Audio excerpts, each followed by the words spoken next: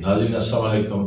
Doctor Nasrallah Rana ENT surgeon آپ کی خدمت میں کچھ مفید باتوں کے ساتھ حاضر ہے۔ آج کا میرا ٹاپک ہے جو آج کل بہت میرے پاس مریض، میں نے آج کوئی 10-11 مریض دیکھے ہیں یہاں Rana ENT centre jail road Kinnaird college کے سامنے ہیں۔ پچھلے 30 سال سے میں لوگوں کی خدمت کر رہا ہوں with in the country and abroad the people دیکھا ہوں۔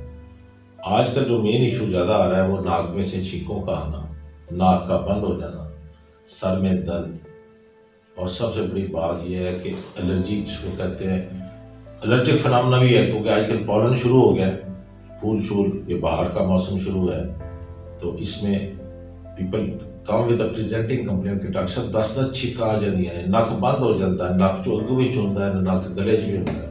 اب اس کے اوپر میں جو سب سے پہلے بات کرنا پسند کروں گا، یہ جب میں میو ہاسپٹل میں تھا، ہم نے ENT جو سرجنس کی جو پہلی کانفرنس، اس وقت ضیاء الحق صاحب کو میں ملنے گیا وہاں پر اسلام آباد، ان کو ریکویسٹ کر کے بلایا، وہ یہ لاہور ہلٹن ہوٹل میں آئے، وہ خود بھی بیٹھے ہیں وہاں پر اسٹیج پہ، ان کے ساتھ federal minister health doctor Naseeruddin جوگزئی، incharge of health from Karachi to Peshawar, general Jilani ہے گورنر پنجاب، وہ بھی بیٹھے ہوئے ہیں، بلکہ پیچھے ان کے جو پریس سیکرٹری تھے ضیاء الحق صاحب کے ویری ٹیلنٹڈ پرسن کرنل صدیق سالک صاحب تھے، تو وہ رپورٹنگ کے لیے آئے تھے خاص طور کہ بھی یہ پہلی قومی کانفرنس کیا ہے۔ اس وقت تو لوگوں کو پتہ ہی نہیں تھا کہ ENT، وہ مجھے وہ اسپیچ میں ضیاء الحق صاحب نے کہا کہ مجھے تو یہ لفظ ہی نہیں سمجھ آتی کہ ENT کا ایکچولی ٹیکنیکل نام جیسے آئیز کا آپتھلمالوجی ہے، اس طرح ENT کا ایئر کی جو بیماریاں ہیں ان کو اوٹالوجی کہتے ہیں، ناک کی بیماریاں ان کو رائنالوجی کہتے ہیں، جو گلا ہے اس کی بیماریوں کو لیرنگالوجی۔ اب وہ اکٹھا مل کے ہماری جو سوسائٹی ہے جس کو میں نے جا کے رجسٹر کرایا لاہور میں، اس کے جو کانسٹیٹیوشن بنایا، اس کے اوپر جو سائن میرے ہیں، پھر انسیگنیا بنایا یہ PSORL کا، جس سے یہ ایک سٹار لیا گیا۔ تو بات سمپل سی یہ تھی کہ ہمیں ایک فورم مل گیا کہ جہاں پر ہم اپنی سائنٹیفک ایکٹیویٹی کو بڑھا سکتے۔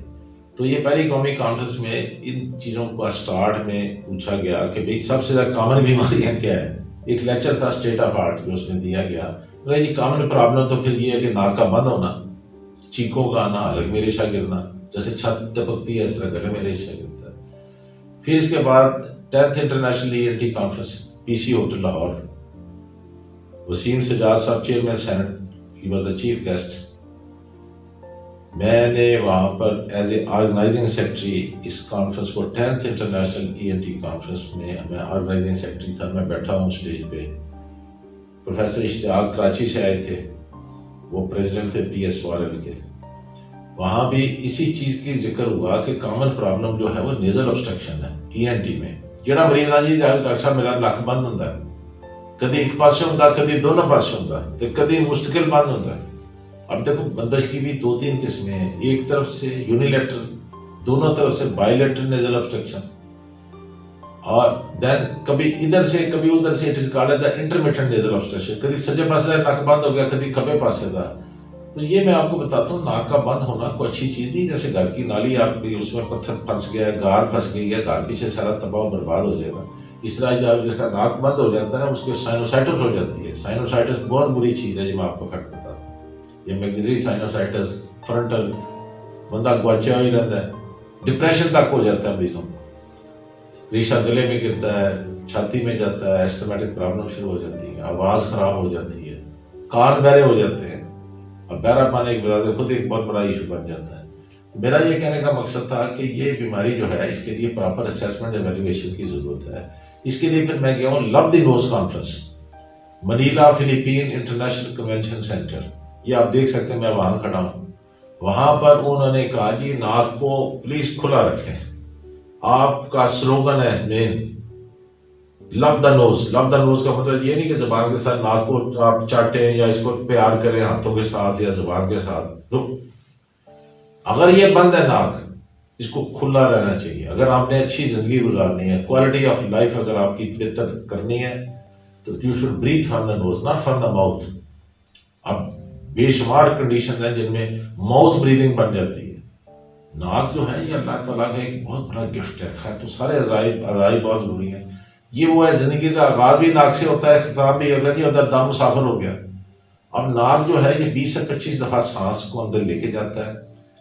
اب اگر ناک میں یہ فلٹر نہ ہو، ناک جو ہے اس میں اللہ تعالیٰ نے فلٹر کی طرح کا ایک سارے کا سارا مشینری بنائی ہوئی ہے جو ہوا کو فلٹر کرتی ہے.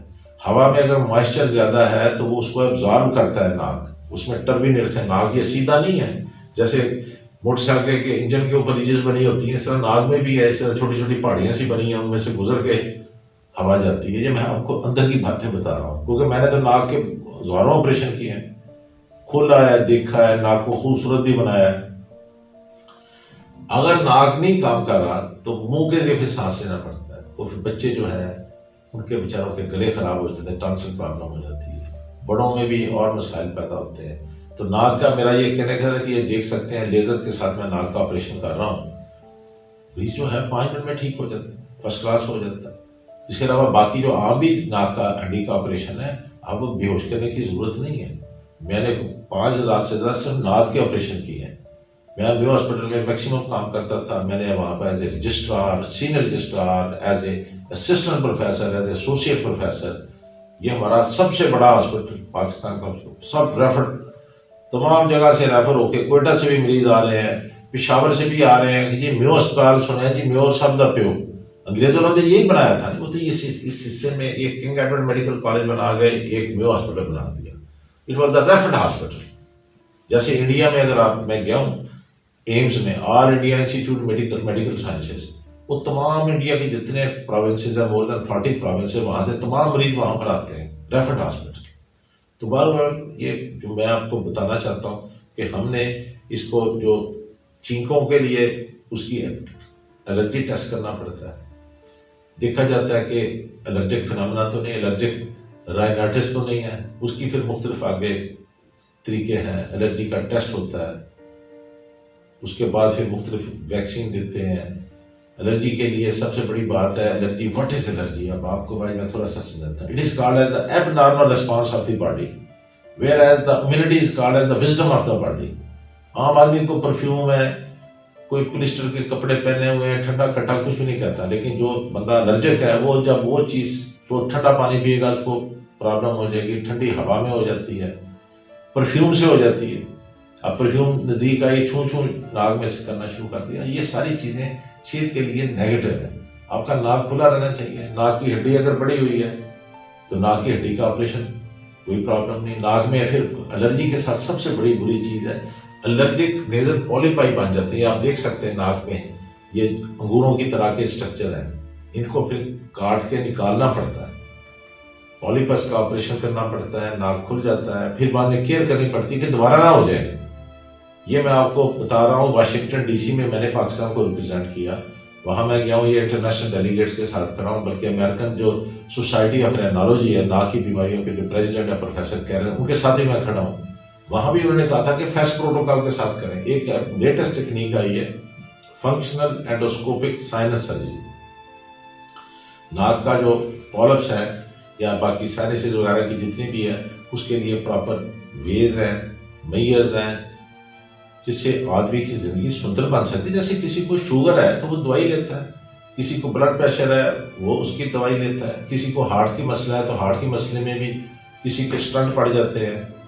آپ کو کہ لیٹسٹ چیزیں آ گئی ہیں. میرا جہاں پر یہ ہاسپٹل ساتھ ہی پنجاب انسٹیٹیوٹ آف کارڈیالوجی، یہ پاکستان میں نمبر 1 ہے، the best one, jail road پہ. وہاں پر پہلے کوئی بھی ٹریٹمنٹ نہیں ہوتی تھی 80 سے پہلے. یہ تو پھر 90 میں آ کے بنا ہے، تو پھر لوگوں کو فیسلٹیز مل گئی ہیں. نہیں کسی کا اسٹنٹ پڑ جاتا ہے، کسی کا بائی پاس ہو جاتا ہے. پہلے تو یہ فیسلٹیز نہیں تھیں. اسی طرح یہ ENT میں بھی پہلے کچھ بھی نہیں تھا. وہ میکسیمم ہوتا تھا وہ آج ہی لوگ رول پلگ ہوتے تھے ناک میں، ادھر ادھر ڈال دیتے تھے کہ آپ لے لو.